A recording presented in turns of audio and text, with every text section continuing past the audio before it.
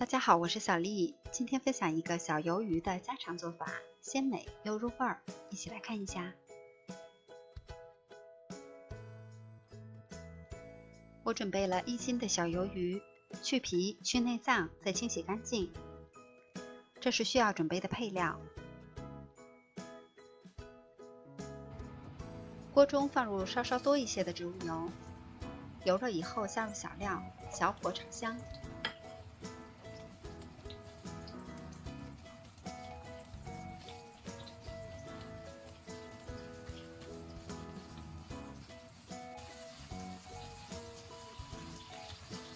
调料炒出香味了以后，下入小鱿鱼，我们把它正反面煎一下。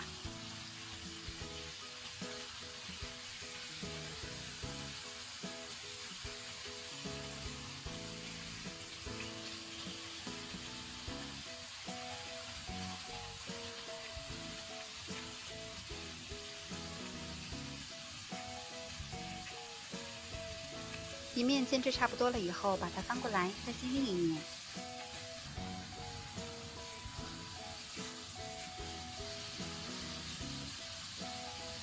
炒出鱿鱼多余的水分了以后，我们来调一下味儿，烹入一些料酒去腥，加入1勺生抽，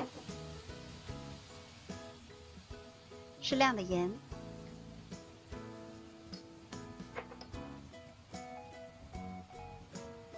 再加入一点蚝油，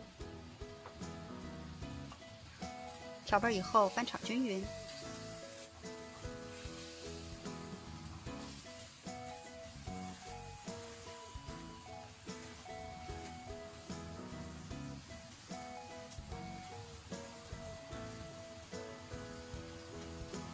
烧制小鱿鱼已经完全入味儿，然后撒上葱叶段。再快速的翻2下，就可以出锅装盘了。